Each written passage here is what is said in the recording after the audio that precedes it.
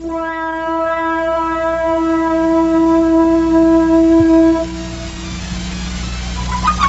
been reported at dusk or in the dead of night, in clearings, amid still woods and fields in lonely farm country.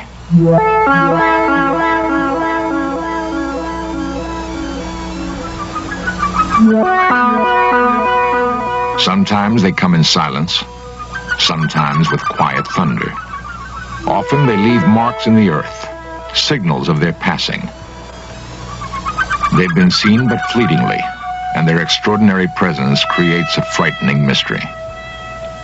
In fields from West Virginia through Wisconsin to Oregon are the beginnings of answers.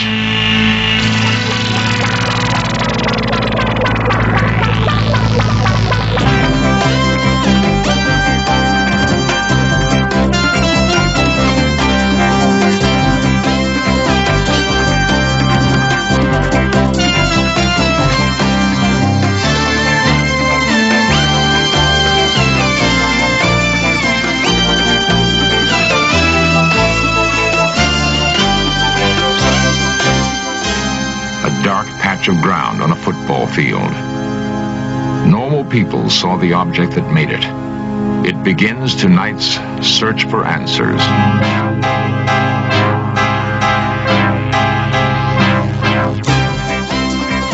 This series presents information based in part on theory and conjecture. The producer's purpose is to suggest some possible explanation, but not necessarily the only ones to the mysteries we will examine.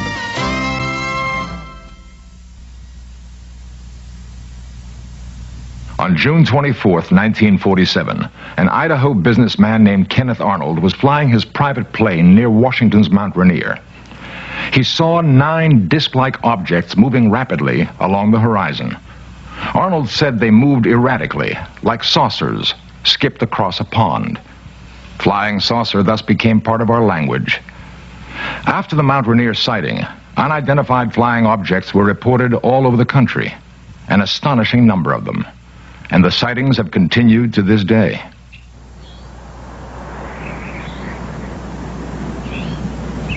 A chill morning in Mellon, Wisconsin. Quiet fields and quiet people. Yet something remarkable happened on the Mellontown Road. Something that would have seemed incredible if it hadn't happened to people as down to earth as the town of Mellon itself.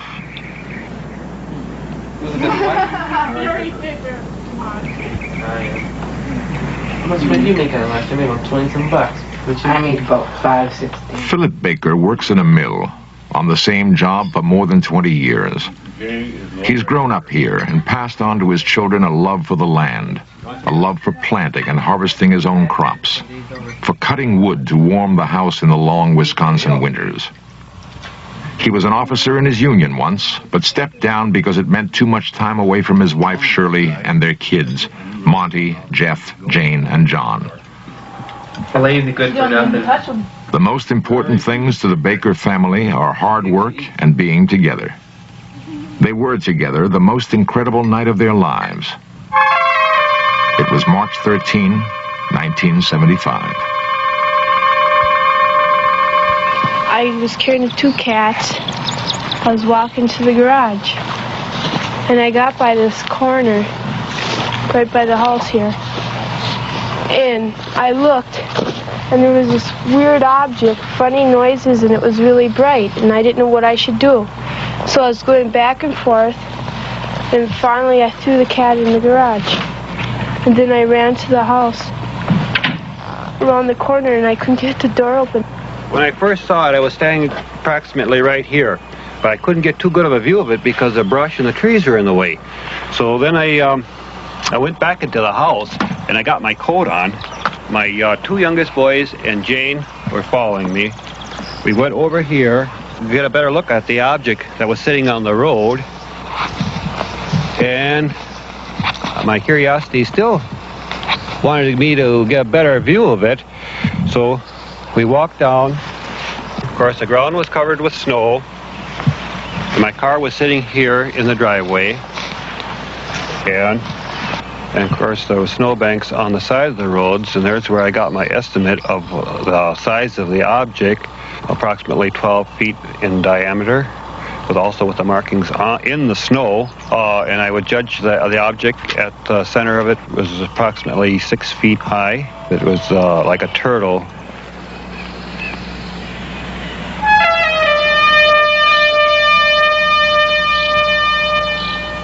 My two boys and my girl started to proceed here closer. My girl told me not to go any closer to it. She ran back in the house. He was going to go walking up to it, and I went back to the house and told my mom that he was going to go up there and get closer to it. And she came out and she yelled at him. My wife came out and hollered at me and told me not to be foolish and go any closer to it, not knowing exactly what the object was on the road. And of course, I did get a very good view of it from here, as there was nothing blocking my vision on the road.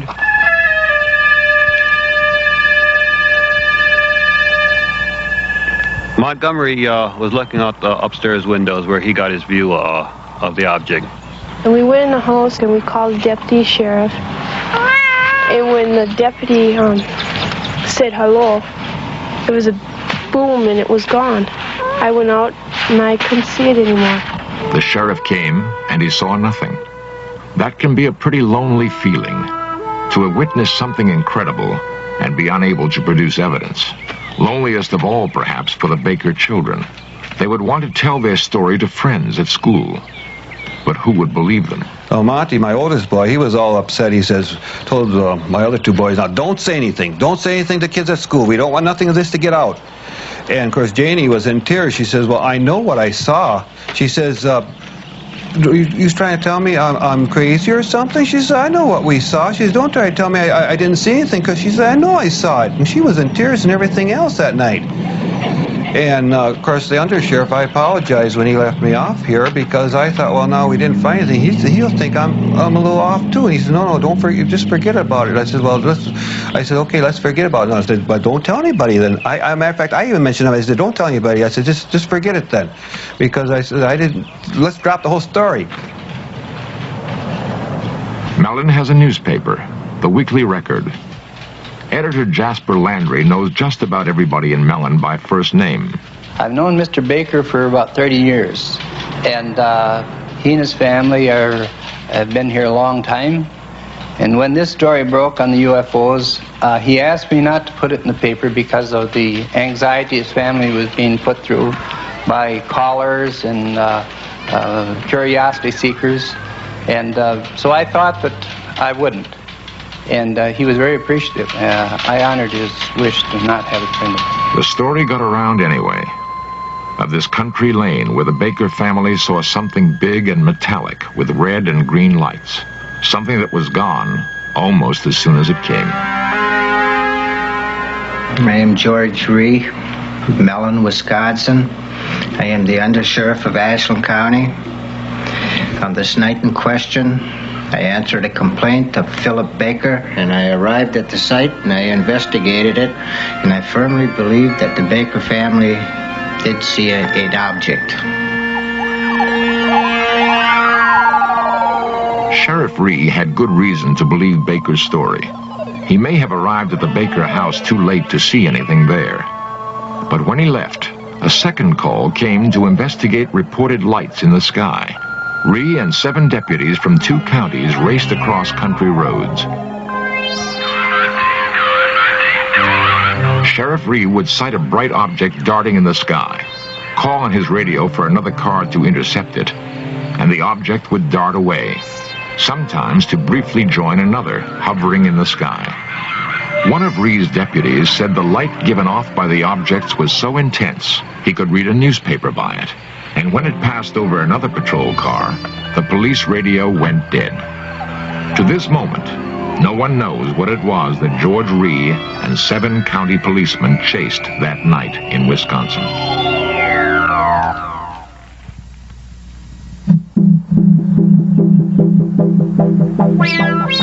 Big Chimney, West Virginia. It has been suggested that the overwhelming percentage of UFO sightings occur in small towns and rural farmlands for good reasons. The The view is less obstructed, for one thing. The residents are more likely to be looking up at the sky, more sensitive to the changing lights above. It's about 9:30 in the night. We were driving north on 119 towards Clendon, and my wife saw some intensely bright lights in the sky, and she commented that this was the brightest airplane lights that she'd ever seen. I looked up, and there's this big diamond-shaped object with big flat ends set right above the treetops. Carol Critchfield pursued his UFO to the spot where he saw it set down and found marks that could have been made by landing gear.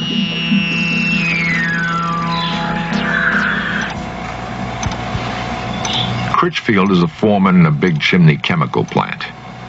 He's not the sort of man who is often called on to take lie detector tests. But he knows how incredible his story must sound. I'm Ian Criswell from the Criswell Security Agency in Wheeling, West Virginia. Myself and a team of investigative specialists conducted extensive polygraph testing of Mr. Critchfield. The lie detector, or polygraph, is a sensitive device for recording changes in body temperature, rate of breathing, electrical impulses in the skin, and heartbeat. Preliminary tests established normal parameters, which, if exceeded during the actual test, indicate deception. This is the blood pressure pattern, this is a skin sensitivity pattern, and this is a breathing pattern. A lie detector test cannot prove whether or not Critchfield saw a UFO. It can only indicate whether he believes he is telling the truth. Is your last name Critchfield? Yes. Do you intend to answer all of my questions truthfully? Yes. Are you being completely truthful to the best of your belief concerning the object which you described and saw in the written statement describing the events of June 12, 1975? Yes.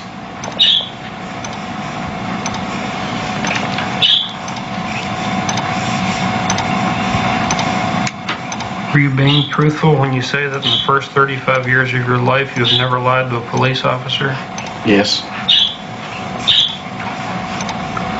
Are you being completely truthful when you say that you have no knowledge of how the burn spots and other evidence were created other than by the object described in your written statement? Yes.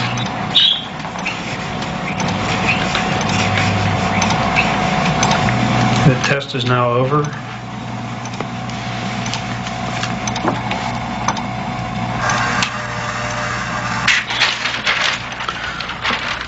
On the first question here concerning Mr. Critchfield's name, there was no reaction in any of the tracings. On the second question concerning the, does he plan to answer all questions truthfully? Again, there were no reactions indicating deception. And question number 3 concerning the object that Mr. Critchfield described in a written statement previous to this examination, there were no reactions significant of deception. On the question concerning the burn spots and the other evidence left by the object, there were no reactions indicative of deception. And it is our opinion that Mr. Critchfield has told the complete truth about all statements concerning the object he cited on June 12, 1975. It would be unusual indeed if a man not noted for vivid imagination and guile could invent a story about a UFO and then control half a dozen involuntary body functions in such a way as to fool a sophisticated machine and experienced technicians. Much easier to believe that something extraordinary happened on a hilltop in Big Chimney, West Virginia. Something that touched Carol Critchfield's life and left him wondering.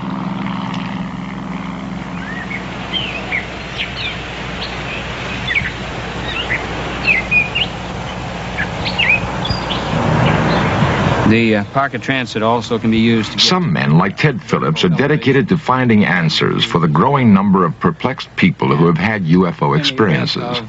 Phillips is an amateur scientist and UFO investigator. Neat little pocket penetrometer.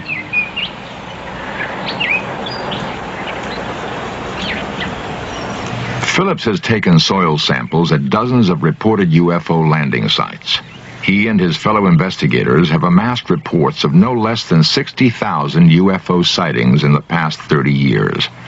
Many of these were fairly easy to explain. Conventional aircraft, weather balloons, flocks of geese.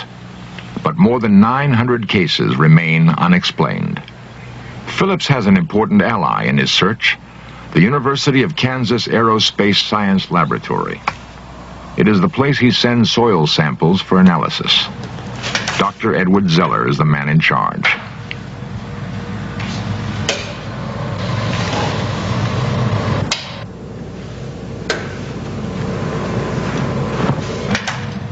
Zeller believes it would be unscientific to ignore UFO reports, and that the techniques of hard scientific analysis can be put to work finding answers. Medford, Minnesota. Medford provided Dr. Zeller with a test sample, and a remarkable story told by Janet Kay provides the background.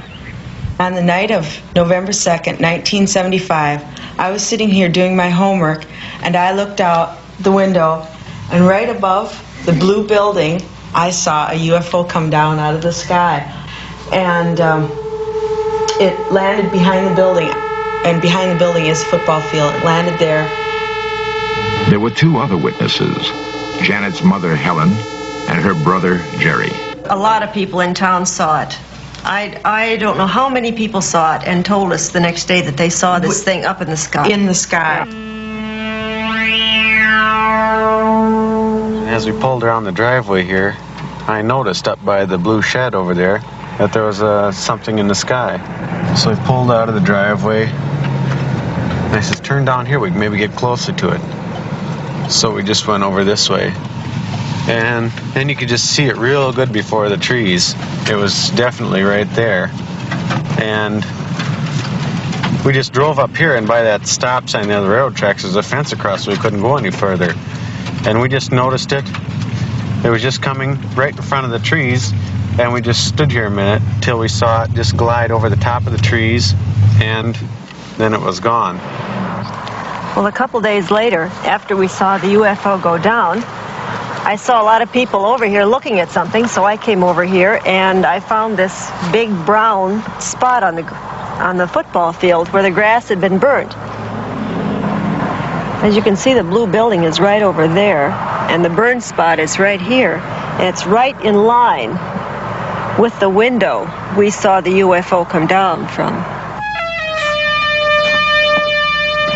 Now, this happens to be the sample from the Medford site, number 2, which does show some strange luminescence properties. And so I'd want to make sure that the sample that I'm dealing with is not in itself radioactive. And I don't find that it is. I don't see any evidence of increased radioactivity. Yeah, at the time, it wasn't scary. It didn't frighten me when I looked out the window and I saw it. I didn't get scared or anything. But afterwards, when I realized that what I had seen was unexplainable, that's when it started to get scary. And then when they found the patch on the football field, well, that got a little worse. Furnace ready to be inserted here into the light chamber. And now we've inserted the sample, which is on the electric furnace, into the chamber, and we're going to start heating it. It's been 6 months since we saw the UFO go down, and as you can see, the burnt spot is still visible.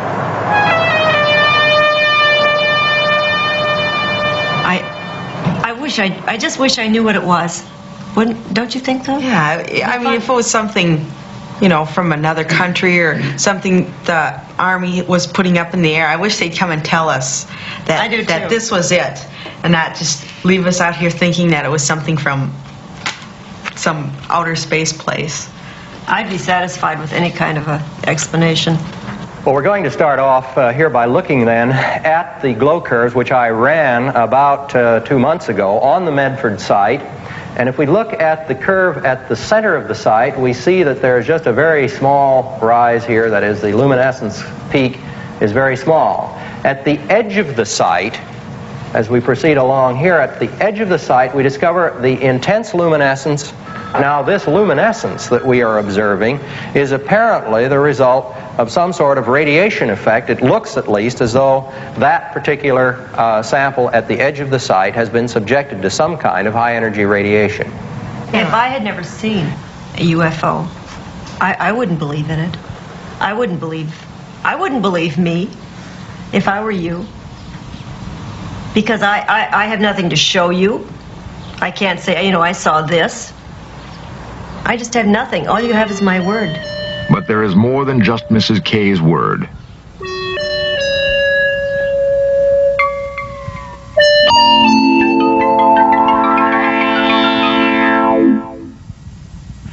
In a recent Gallup poll, 15 million Americans claim to have seen a UFO. 15 million. The same poll showed that 51% of the adult population is convinced that flying saucers are real.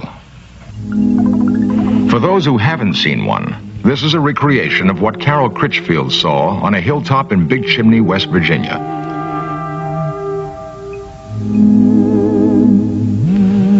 The artist used the same technique that a police artist would use in recreating the features of a suspect from the descriptions of witnesses. And this is what Philip Baker saw on the town road in Mellon, Wisconsin.